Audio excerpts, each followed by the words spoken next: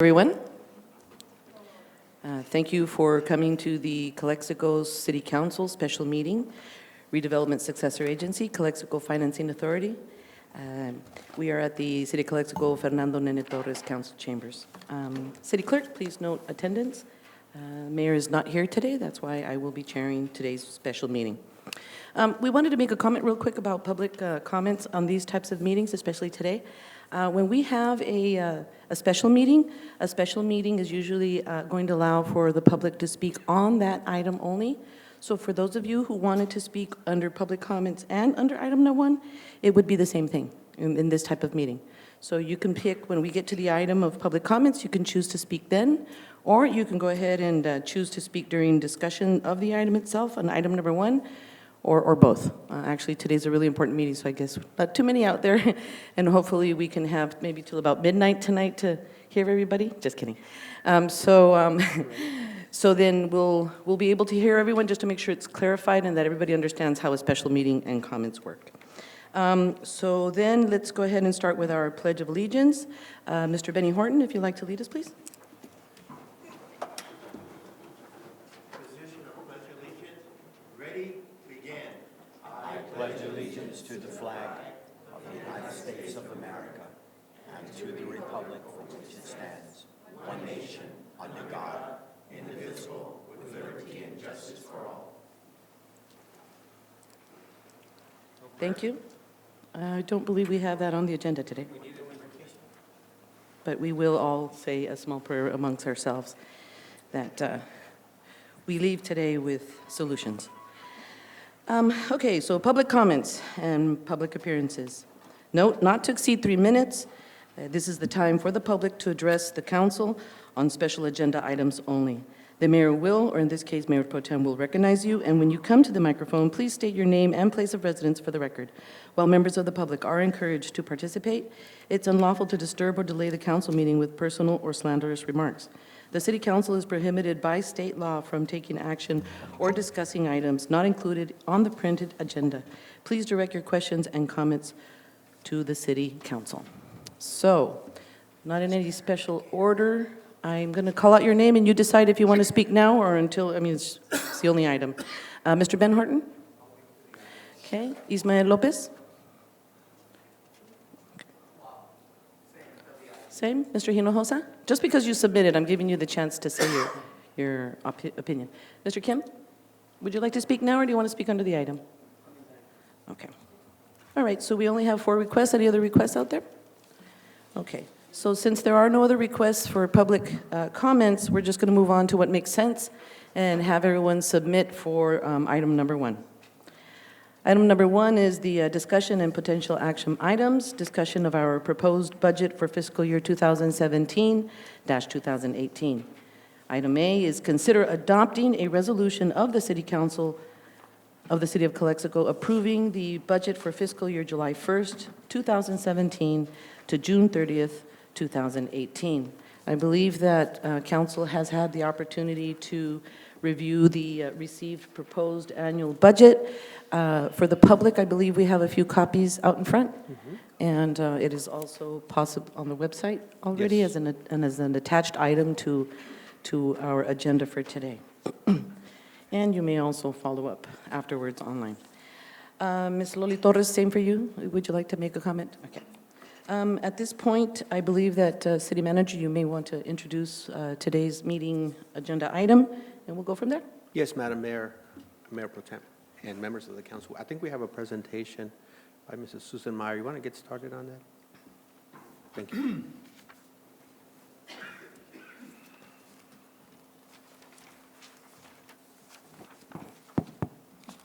Good evening, Mayor Pro Tem and City Council.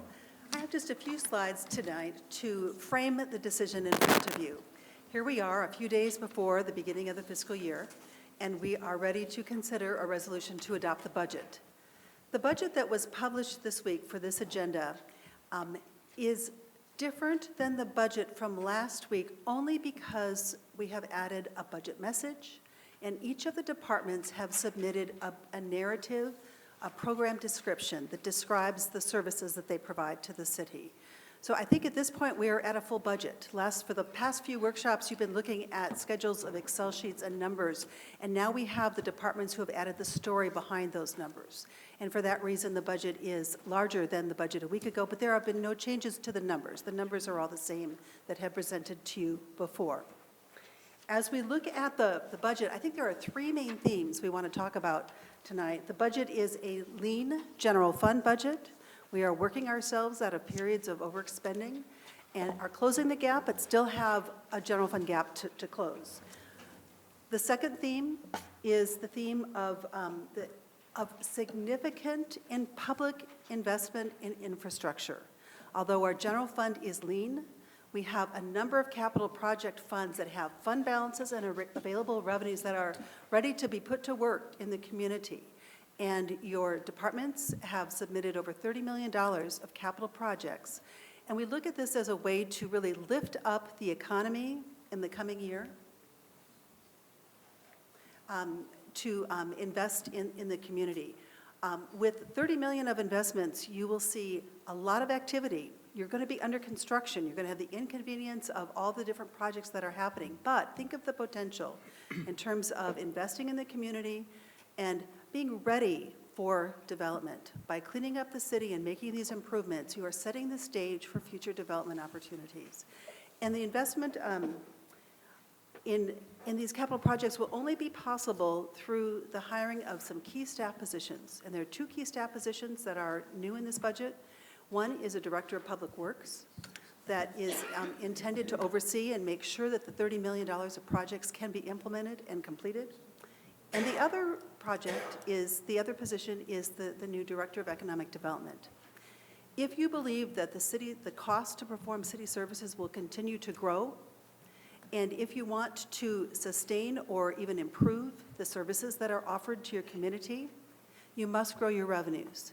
And by hiring an Economic Development Director, you are setting the stage to attract and retain new businesses and new revenues, and to maximize the potential and the ability to serve the community. So those are the three main themes of this budget. Lean general fund, pockets of significant investment, and investing in staff to really kickstart the development.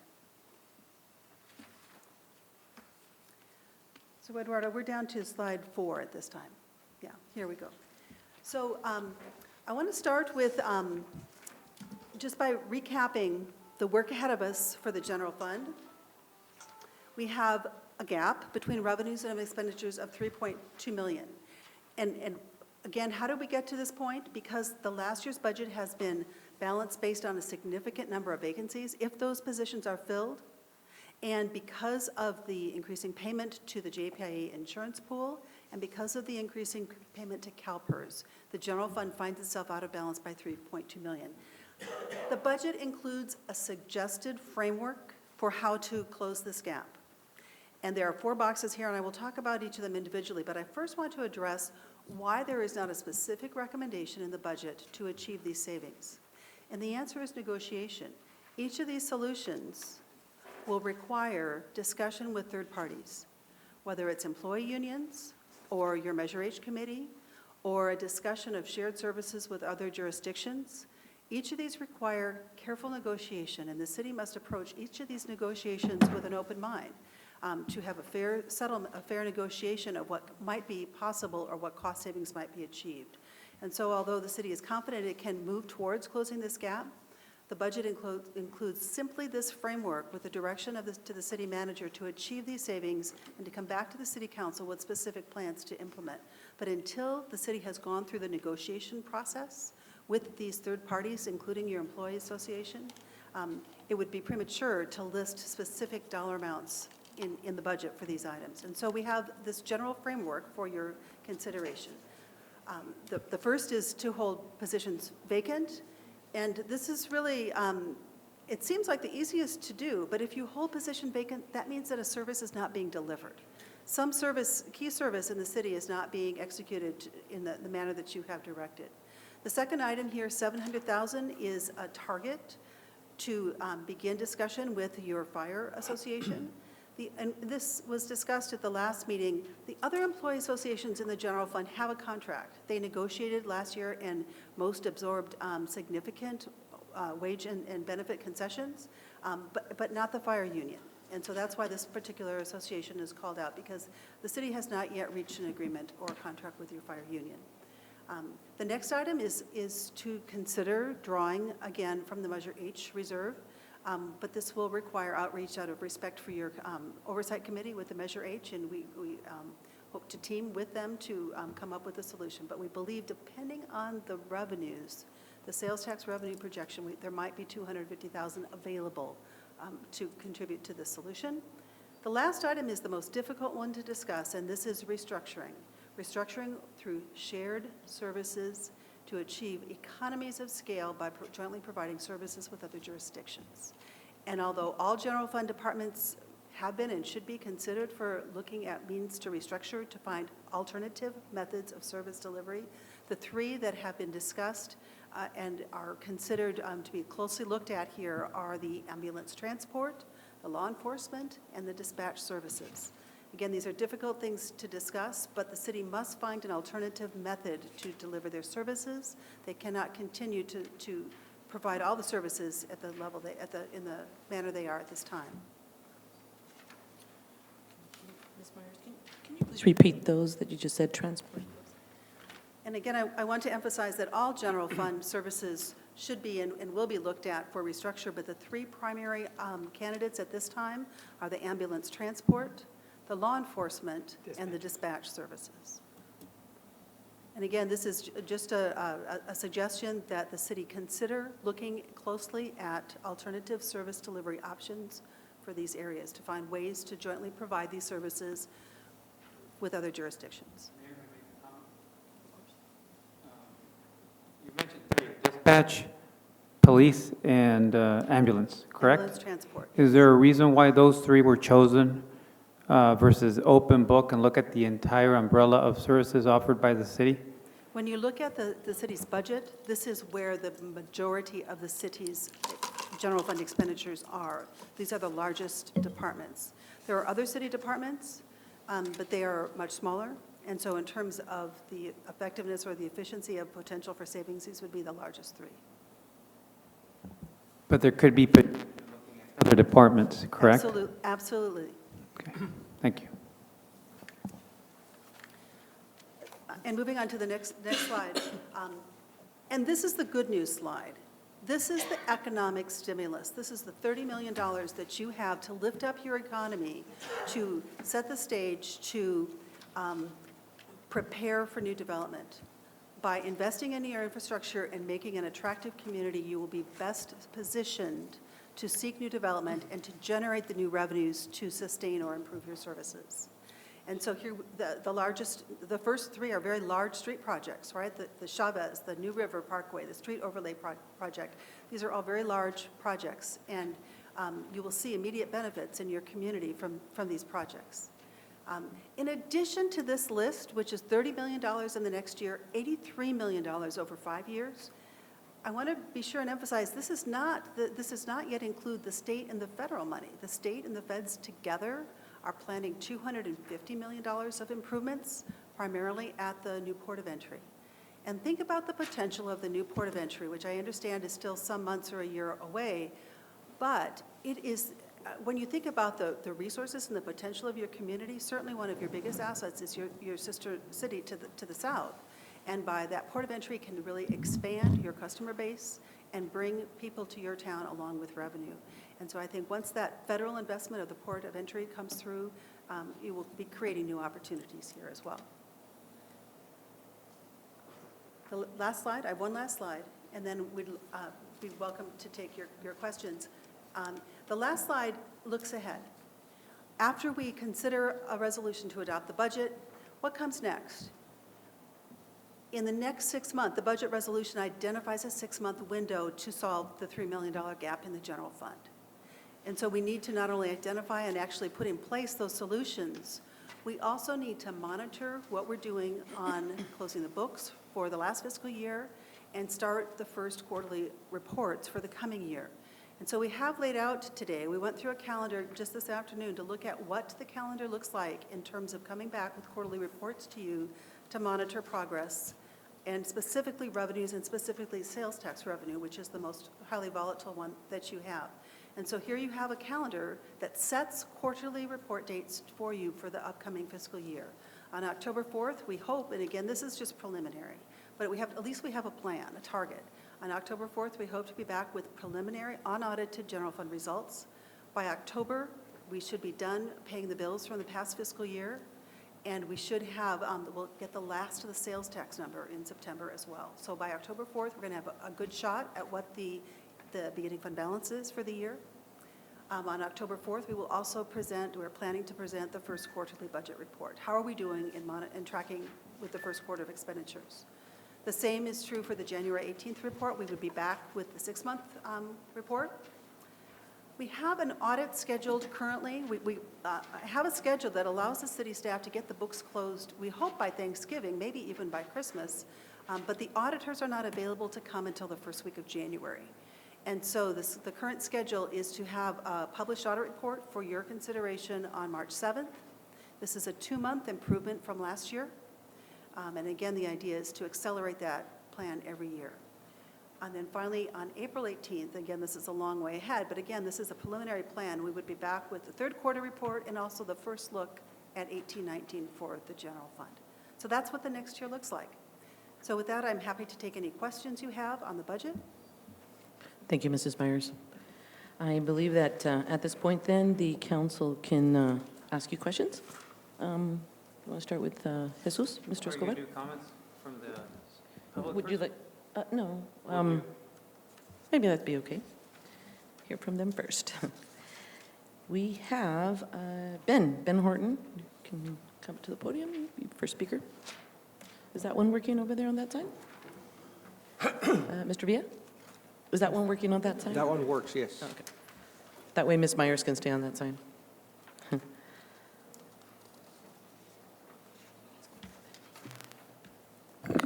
City Council, Ben Horton, Calexico.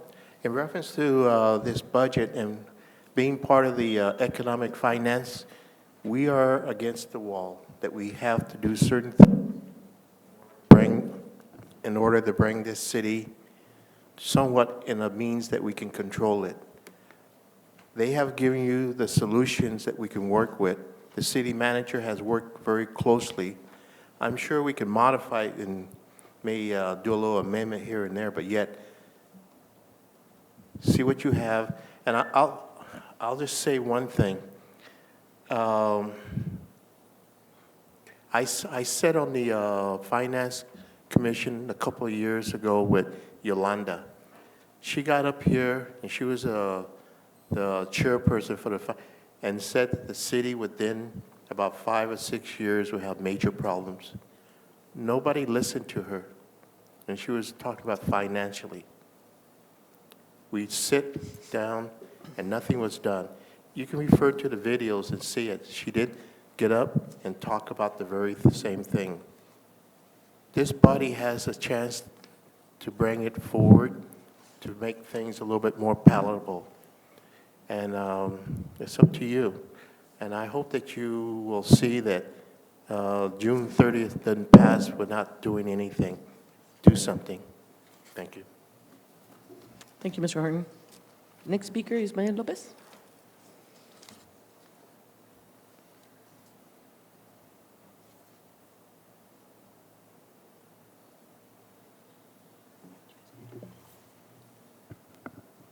Good afternoon, Council, Mayor, future Mayor, public in general. Ismael Lopez, 1094 Holdridge, Calexico. Segundito, discúlpame, no sé cómo trabajar esto muy bien. Don't worry about it. If you can't It's do it, gonna that's take me okay. 1 I'll minute. do it from here, from here. Es un juguete nuevo y no sé cómo usarlo. Me either, sorry. Ahí está. Discúlpame, adelante. Whoa. Okay. I just handed you a copy of an email that was sent to all of you. Maybe all of you read it, maybe you did not. I'm just going to summarize it and express again my personal concern that it was shared with the other commissioners in regards of commitment. We're looking only on how to reduce expenses, but not focusing on what other sources of revenue can we tackle, can we search for. No commitment, because it's not reflected anywhere. Yes, there is a 3.2 gap, and they're showing us where they're going to do it, but it's, again, reduction of expenses. Where are the other sources of revenue? Reading the resolution, it says that council is directing the city manager to seek, reduce, fine. And as I stated in the email, what is his job? Why council has to direct him? That's part of his job description. Council has to adopt his budget that, for all of you, is what is good for the city and the citizens of Calexico. You're not involved in producing this budget. It's the city manager and his staff, the one who puts us together and sees and expresses what the future is going to bring. It's the future is uncertain. Also, I said in here is, why not quarterly meetings to see where we stand and then start taking actions that will be presented by the city administration, not by council. Council is to reflect on them, analyze them, and say, you know, you're right. Move forward. Let's amend this. Let's change it. 3.2 million are not easy, but we're going to decrease the efficiencies and the serviceability of all the other areas to the citizens of Calexico. My question, why? There is no other sources of revenue? We cannot bring cash to the city? Maybe if we have $1 million, okay, now we're talking 2.2 million. But again, no commitment, no reflection on the budget. It's been mentioned, okay, what the finance department is presenting to you through Mr. Villas. Yes, there's other comments from the other departments that I did not have the opportunity to read, but I will. And I saw that we have areas, and I expressed them here. One of them is libraries, and the other one is housing. They have almost no revenue coming in, but huge expenses coming out, which are presented in the general fund. If that makes sense? In my world, it doesn't. What can we do about it? What are we doing about it? We just put it in there and say, you like it, approve it. I'll say no. Why? What solutions can we bring to those two areas? And probably will be others. I'm sorry, I went over. Thank you very much. Thank you. Thank you, Mr. Lopez. All I had to do was just make a little look at you, and you knew. Mr. José Hinojosa, you're next. Please.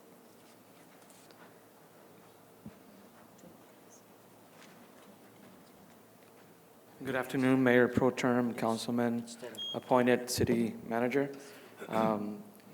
We were promised back in November 16th that we were going to be part of the capital improvements project for our entrance for Hardstone.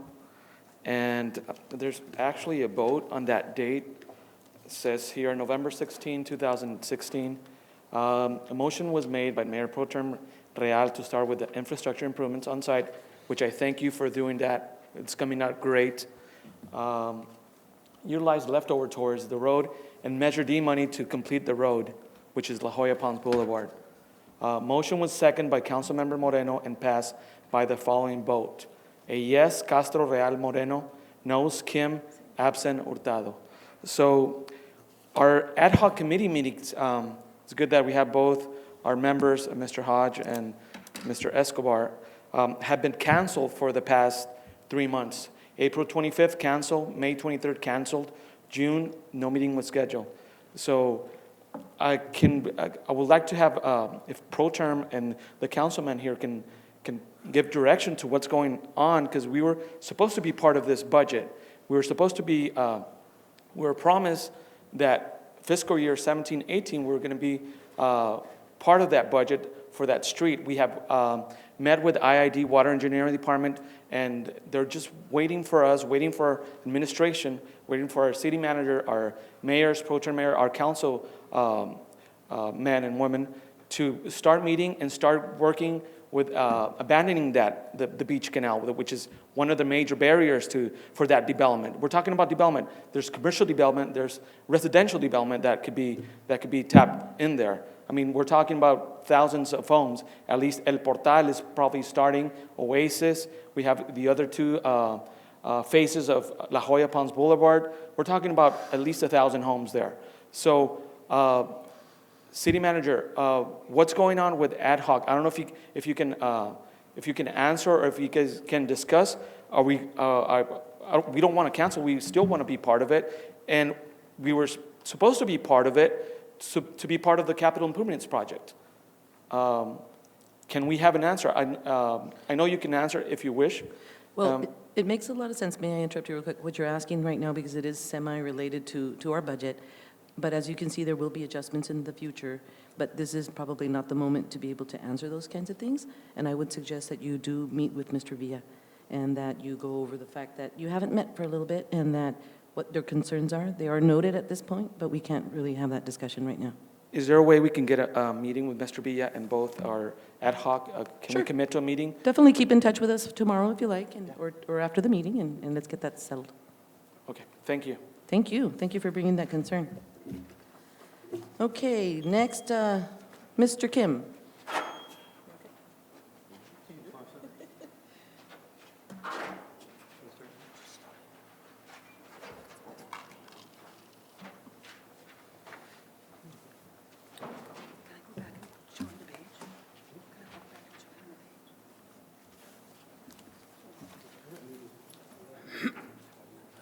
Good evening, ladies and gentlemen, and council members.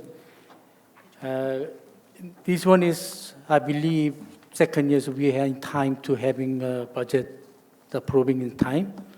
I'm very admire with the city's financial teams, with the Ms. Mayor's help. They achieved the goal a lot better now, and everything's better ready on the budget. I congratulate for the financial departments. And I believe we still have issues with our administration's team. And city council doesn't react or doesn't act as a council member yet. For example, city managers intentionally to having canceling the meeting with the city council, the pre-approved of the committee. And the city manager is supposed to be under control by the city council. Whatever city manager is doing good, city council member is going to be good, look good. If the city manager doesn't do good, city council member is going to look bad. But right now, the city council, the rubber stamping. That's the problem we have here. And the budget, I keep saying several times already, we have money. We have money to collect, and they don't want to collect. City doesn't want to collect over $7 million right now. Then we crying to we don't have money. And I don't know how, but the account receivable is not showing up. As impact fee from the Grand Plaza, I've been keep asking several years. They will say, oh, paid it, but it's not showing up any money is coming in. And also, you guys, city council, that deferred the 90 days for the $500,000, didn't collect it. And city council members to make the new agreements with the reimbursement, the lawyers' fees, with another agreements, they keep forgetting to collect the over $700,000 for the last agreements. So all those monies, where is gone? Or why we not collecting? So we trying to cut the safety of our community, and I see one of our public activities, $1 million at 17, 18, $1 million, 5 years overall, parks and park only city of Calexico going to invest $1.5 million. What is the service for the community? Keeps trying to say that we need the cut for our safety officer. The first of any cities, safety is first priority to their goal and they're responsible. If they fail to providing safety city, they failing everything. Don't forget this budget to focusing the serve the community. Why we have to serve taking care of the Grand Plaza to give them the free away from the about $7 million. Okay, Mr. Kim, thank you very, very much. Thank you. Next speaker, Ms. Torres, Loli Torres. That is you'll be the last speaker, Loli. No one on deck. No one on deck? No, that's it.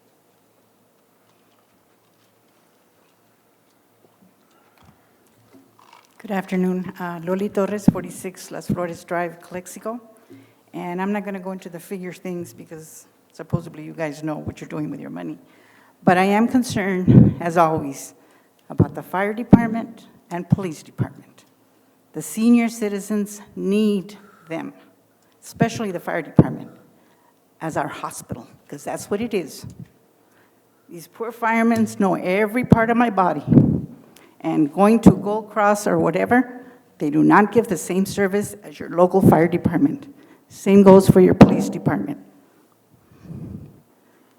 Mr. Pacheco, like I told you before, your brother will be doing somersaults right now in his grave if you don't help out the fire department. I'm sorry to bring him up, but it's the truth. So that is my concern. The fire department, police department. There can be other cuts. I've heard people say that they can close the library. I don't think so, but that's a possibility. People are thinking out there, and your outreach to the community sucks.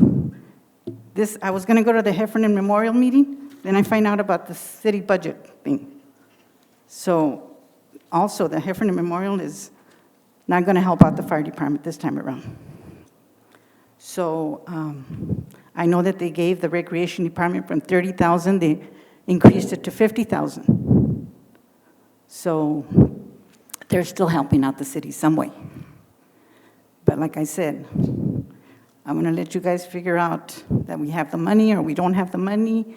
We get contradicting reports from the gentleman that came to represent the fire department the last time and this lady right here.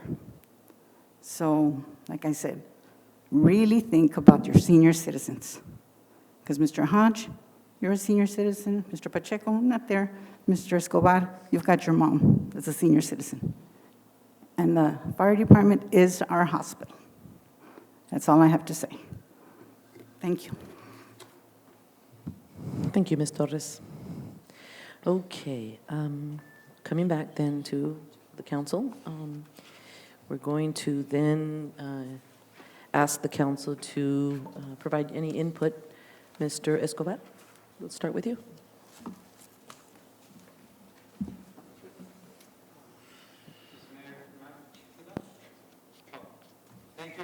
Report as always.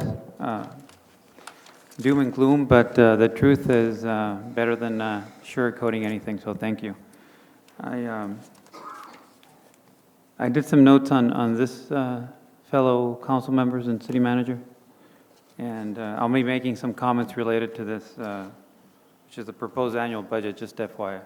I believe this is available to the public, correct? Yes. And I think this is the key phrase. It's not even a sentence.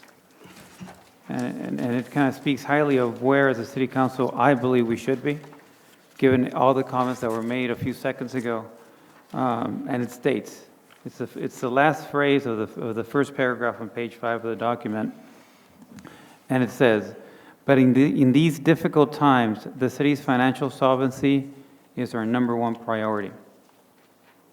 And I would take it a step further, is offering the citizens of Calexico the appropriate city services that they deserve. And that's why I asked Mrs. Meyer the question, because we were focusing on ambulatory services, and I'm going to forget one, I apologize, police and dispatch, I remembered. And I think nothing should be left off the table. I think we need to look at everything, every department, and these decisions will be hard, but I don't think anybody here signed up because it was an easy job. And whether or not we want to make these decisions, we will need to make these decisions to make sure that we're providing the citizens of Calexico the appropriate services that, to be honest with you, are marginal at best at this moment in time. I do have a few more comments. Page 7 of that same document, second paragraph, we talk about if all authorized positions are filled, salary and benefits will grow by $1.7 million in fiscal year 2017-18. Last sentence of that same paragraph, if with this, even with close review and line item reductions in department operating expenses, total 2017-18 expenditures are projected to reach 17 million if vacant positions are filled. Why am I bringing this up? We're running a skeleton crew. You need support. We're putting pressure on you to get the job done. And believe me, I believe you're doing a good job, but you're running a skeleton crew. Employee morale is down. Services are mediocre. Our constituents, our community is frustrated. Yet again, if we fill these positions, we've got a significant shortfall. So it's the yin and the yang. Where are we going to go? So I understand that we need to be careful in what positions we fill, but I think that we need to fill and we need to budget for specific positions moving forward. We can't just say there's a complete freeze on everything. And I know we've talked about public works. I know we've talked about economic development, and I'm all in favor of both of those positions. I would also be in favor of financial director, or a director of financial services. Mrs. Meyer, you've done a great job, but you're a consultant, and I think we have the necessity to bring on somebody full-time to deal with these issues head-on, to deal with line item expenses, to deal with cost efficiencies, to deal with revenue recognitions, make sure that we are appropriately recognizing revenue, not just looking at the cost side, but looking at the revenue side. And again, it's not a knock on you by any stretch of the imagination, but we do need to mature as a city and bring somebody in-house. And that's just one position. There might be multiple positions. I would not be in favor of a flat freeze on all positions because, again, our services at best are mediocre.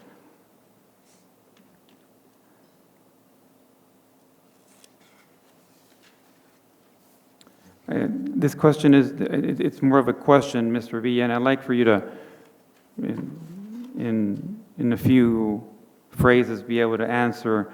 The goal of this is to become more efficient. This is again on page 7. The goal of this year is to become more efficient in the use of our workforce, contain and reduce costs by making each department head responsible for staying within our or under budget appropriations and maximizing revenue for services provided. This is the second to last paragraph on page 7. If I go to our org chart, which is on page 16, I counted 11 department head positions. City clerk, economic development, human resources, financial services, development services, public works, housing, community service, police department, fire department. If we are expecting department heads to be responsible, and you wrote it down because I didn't want to forget why it was so important. I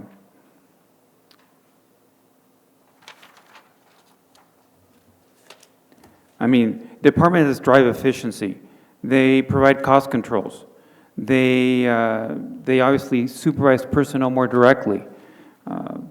Employee morale, which we know is down, obviously would be assisted by a department head. So my direct question is, if we're trying to improve efficiencies, and there's 11 department heads, including city clerk, again, I mentioned those, how many do we currently have filled? Not acting, not interim, not temporary. Tocayo, you're temporary, or interim. Ms. Maya, you're a consultant temporary. The question is, how many actual department head positions do we currently have filled? And, Yeah, I believe it's just one. well, even Gabby's out, unfortunately. Yeah, the Community Services Director. So out of 11 positions, and counting Gabby, which is on medical leave, we only have one person. So my question comes back to, or my point comes back to the question I asked. How are we going to be able to fill all these efficiencies? How are we going to improve employee morale? How are we going to be able to deliver these services to our constituents, to the citizens of Calexico, if we're missing the key department heads that are the drivers for their departments from a performance standpoint? And the performance is what they expect from us, and we expect from you, and you expect from them. It's a vicious circle. It's a vicious circle. But if we don't address the issue, that circle is broken. And that's what we have now. The circle is broken. So again, understanding the issues that we have at hand, understanding a $3.2 million shortfall, in order for us to continue as a going concern and improve on these services, it behooves all of us sitting up here to look for a way to fill these positions. Not tomorrow, not in 2 years, not in 3 years, now. You need the support. And they deserve better. We deserve better. So we need to carve out, look for a creative way through revenue recognition, whatever it means necessary to be able to fill these positions in order to achieve the goals that you, Mr. Villa, mentioned. And again, I'll repeat myself. The goal this year is to become more efficient in the use of our workforce, contain and reduce costs by making each department head responsible for staying within or under budget appropriations and maximizing revenue for services provided. Again, you can't do it alone. You can't do it alone. I have a few more comments, okay? Sure.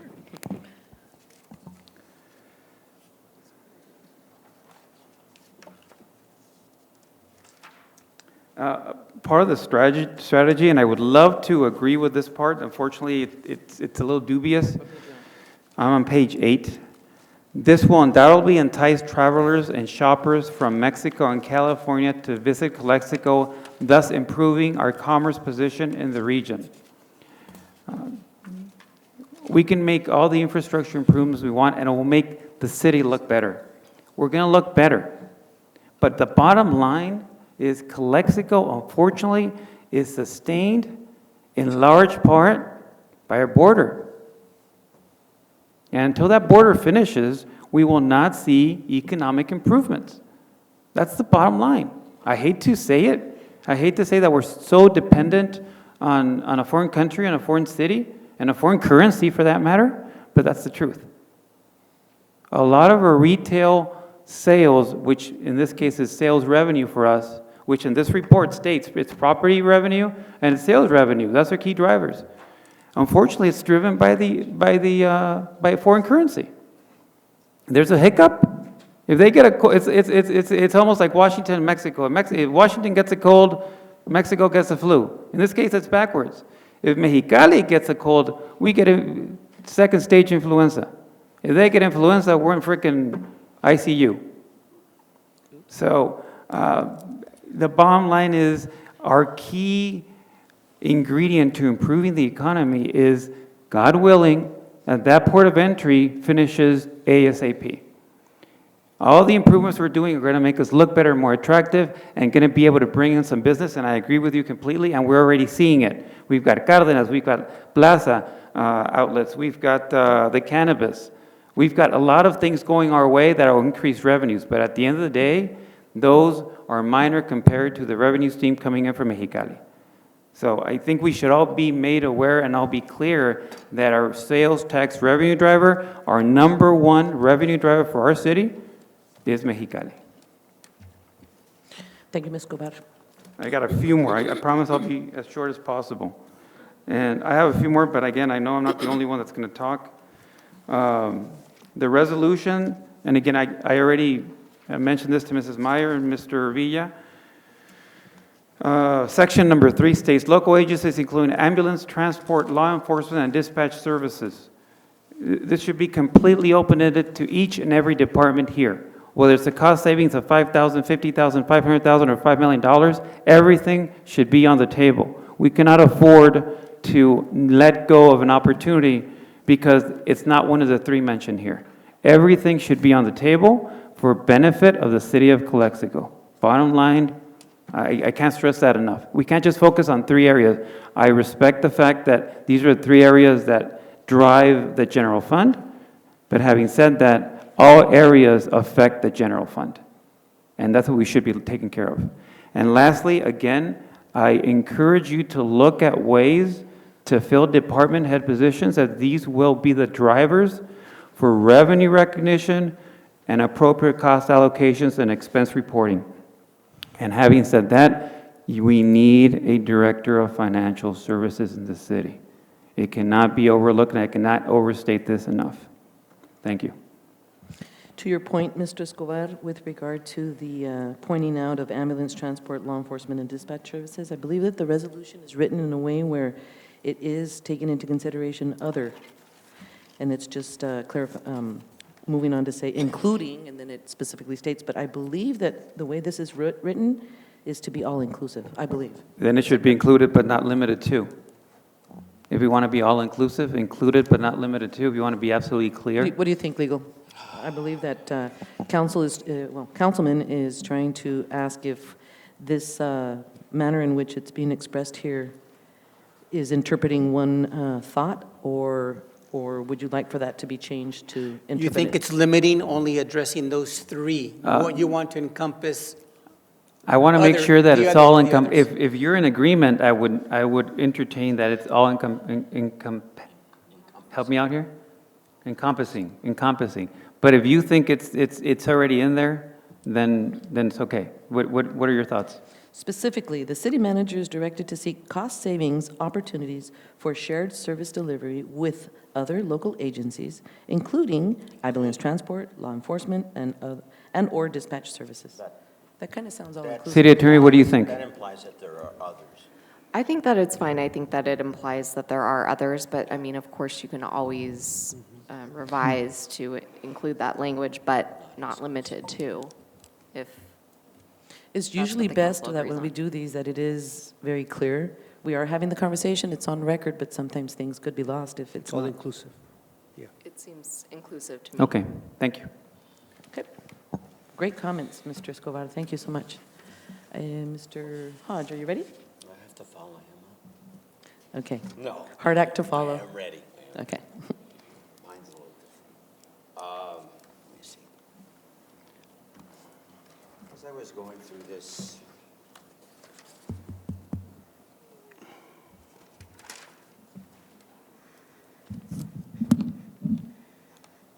on page 18, I just was looking at certain items and looking at the amounts and just wondering why it was that amount and not more. Page 18, under program revenues, SRO program, we've stopped that. Are we going to pick that up again? Would that be a source of revenue for us? Or is that an expense? Now it says revenue. I think that, I believe you're referring to the book that was published a week ago. And Yeah. not the current one. And so the page you're referring to is the detailed revenue line item. I believe you're talking about the Oh, school. I'm sorry. The school resource officer revenue.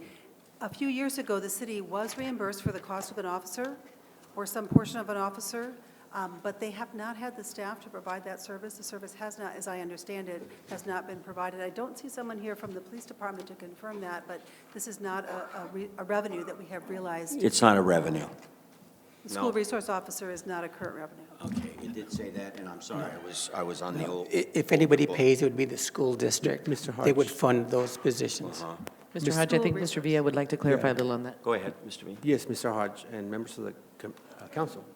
we have been in discussions with the school district superintendent, and several board members about the possibility of starting that again.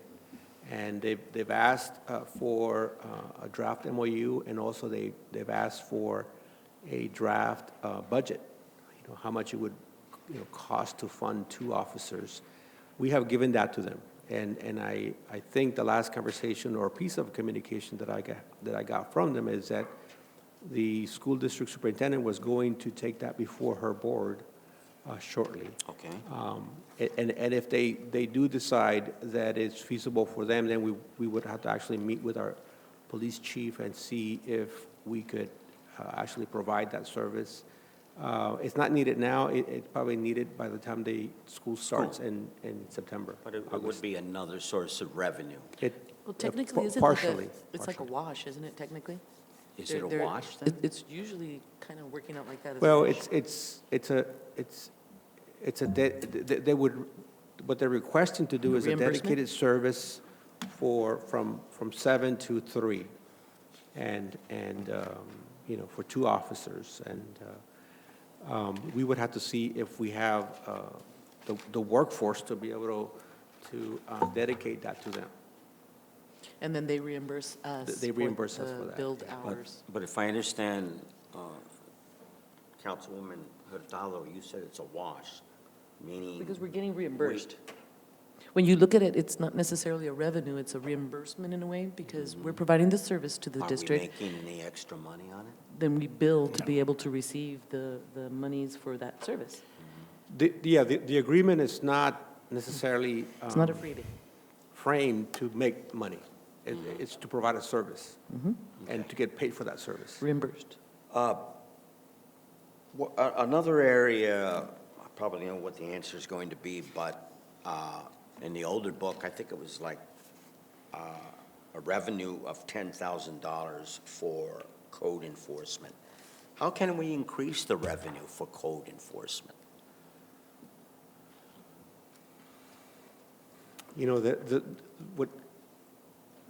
Typically, code enforcement, when somebody violates a section of the code, and they don't comply, they usually get a fine of $150 to $250.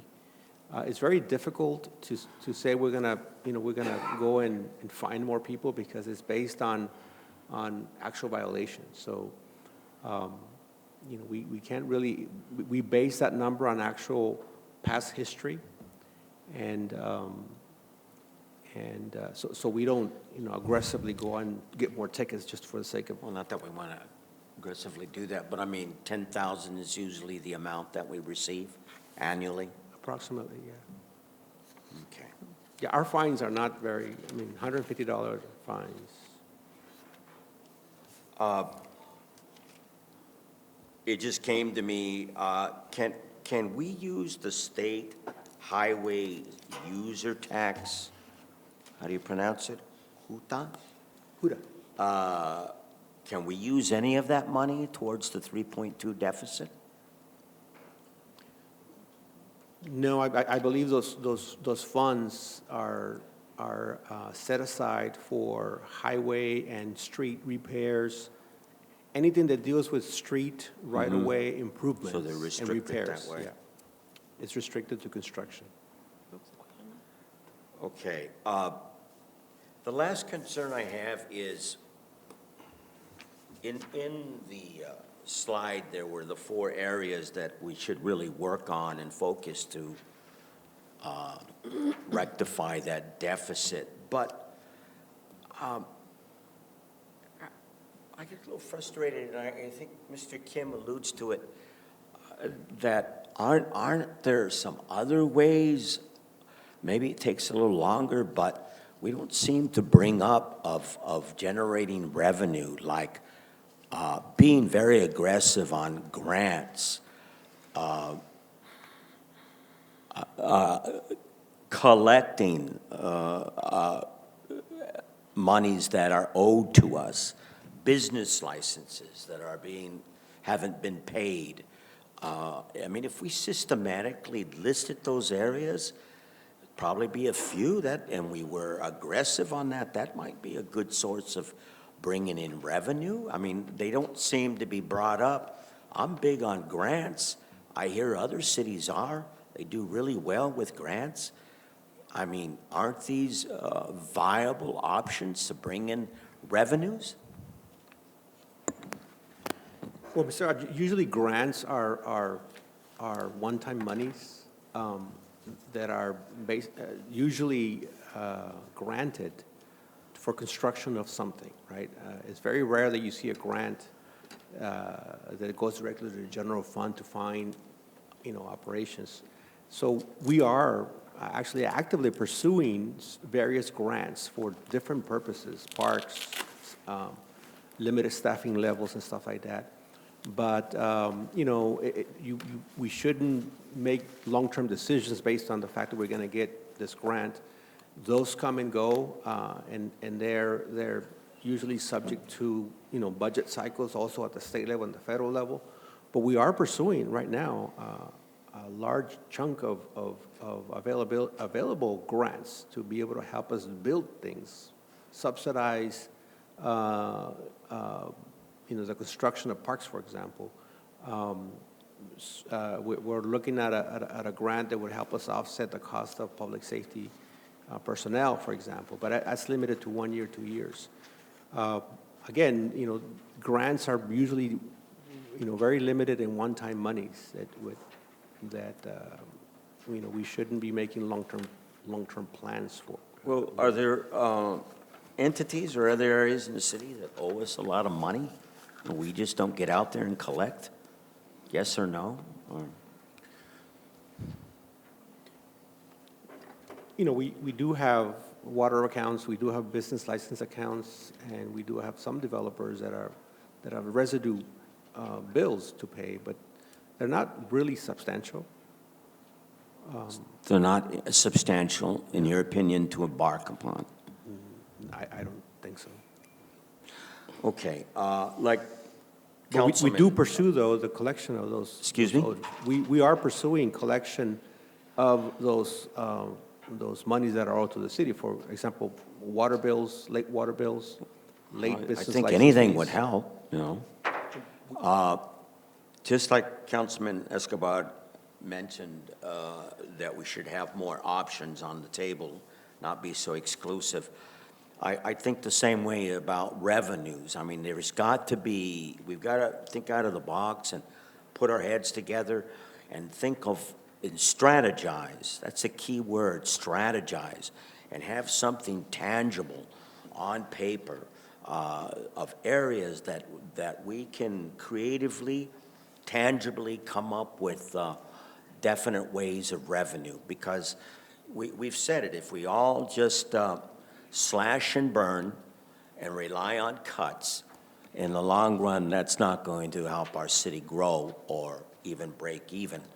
So I would like to see a real effort on our part to come up with newer ideas about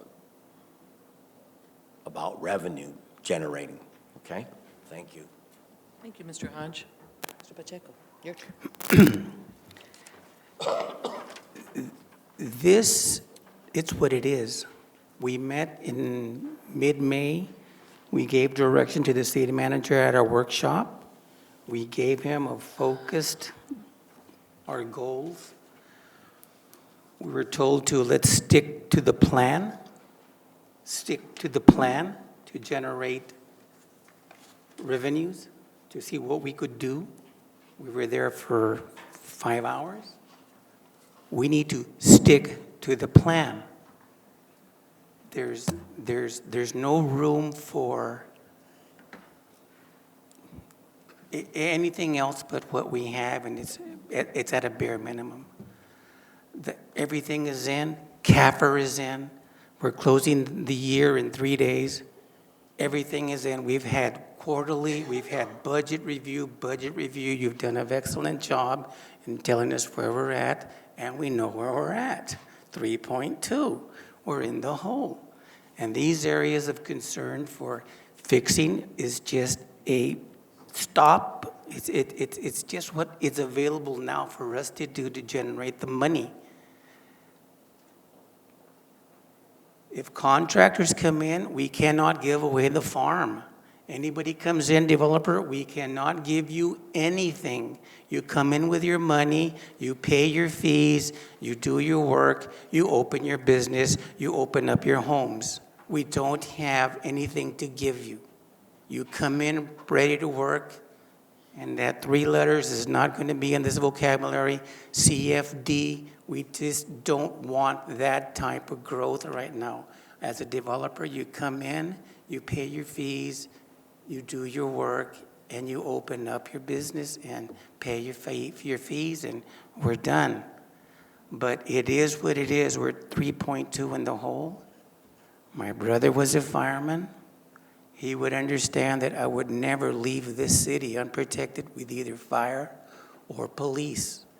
Some way we're going to provide that service to this community, whether it is looking out for other service providers or maintaining our own, but we will have service for this city. Cities are going broke. They can't pay for their PERBs. It's just what it is. So I think if we stay the course, stick to the plan, make the best decisions we can for this city. That's all that we can do because you elected us to do that. Thank you. Thank you, Mr. Pacheco. As your counsel was speaking, I was writing some notes, and I think that what the general opinion probably of us all here today is that within what we need to do, we're tasked with finding balance, and that's what is the hard part right now, is that the community requires and demands and deserves a certain level of quality service. And we need to be able to do that with limited resources, as you can see. However, also, what needs to be on our minds is always the responsibility that we have towards our community. And in providing a service, you want to provide an adequate service. So that's where the responsibility comes in of us having to do that balance. And so the fire department may be one of those conversations coming up. The interesting thing in the manner in which we see our city now administrating our financial reporting is that we have stability in that continuous information coming in, and the tools that we require and that we need so badly to be able to make these decisions. I very much appreciate everyone's very in-depth thoughts. I can see you guys did a lot of homework on today's budget. It was necessary to hear from you all and from the city, because these are the times that this is it. This is when now you can see what we're facing. The 5 items that are pointed out as far as the options to balance is only options. They are not the final strategy. Just as you say, Mr. Pacheco, stick to the plan, but I think that also we need to recognize that our budget is not solidly secure just yet, because we will make adjustments in the future. It's a living document according to what it is that we need to decide upon of these items that we're looking at that are still the room for us to work on. So as we were saying, that we have vacancies right now, which is something that a lot of our staff have issues with, because here you are saying we don't have money, but yet we have this need. And the loss of these staff members occurred a couple of years ago, and no matter what, they are missing in our structure. They're team players. We need the team to be solid. And once our team, I totally agree with you, Mr. Escobar, that without a proper team and without that the formality of someone who's going to be accountable, we're not functioning appropriately. So I would like to see accountability. I haven't seen that in a while, and you can see that it is missing. And so if we could focus on that priority, especially in the financial department, to be able to seek that out.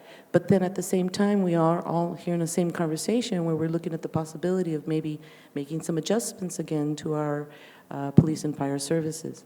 So that is where a lot of the questions come up in your community is, which is more important, your finance department or your fire department? So yes, this is not easy for all of us, but just trust and know that you do have a council now that, as you can see, we're really working hard and thinking and giving these issues the time that they require to make the best responsible and balanced decisions that we have to make. I do have a question on the suggested framework to the solutions, and it's kind of going towards what they're thinking about right now too, is we're being presented these solutions and the options. However, when the framework was being drafted and the thinking was going on, I think maybe we could just answer it just like once. As far as the recommended expenditures per department, was that across the board a certain percentage that they were asked to reduce their expenditures by department? Or how did we attack? Because I remember we did this like 6 years ago, and that each department then was asked, okay, you need to cut 400,000 from your budget. And so each department had to look. Can you kind of talk about a little bit about that? Because this, again, the options here don't talk about a couple of specifics there that everybody wanted to know. You know, the usual when we started out, it's like, why are we still spending on this? But yet we're, you know, in a financial situation, so. I think you're asking about the line item expenditures excluding the salary and benefits, the There operating you go. costs. The approach to the operating line item budgets was first to get the department requests. The department submitted line item requests for departments, and it was based on the, year-to-date information at that time. This happened back in February. Since then, the line items came in quite high. A lot of departments were asking to restore services that they hadn't been able to, expenditures that they hadn't had in some years. So there was no across-the-board approach. It was a line-by-line review by the finance staff and by others to look at the history, the year-to-date trend, and to see the minimum that might be possible to get by. It was a bare-bones approach. It was not a target for each department. It was a line-by-line review. More tailored for each department specifically. Absolutely. The first round, we cut $1 million between the department request and the initial budget that was presented to you a month ago. And then in the last round, just to narrow the gap, another 200,000 was cut. So over $1.2 million was cut off of the department requests. Line-by-line approach. Then there would still be something, if council would feel that was important to know, that was $1.5 million then from operations, pretty much, right? Okay. Let me see if I had any other questions.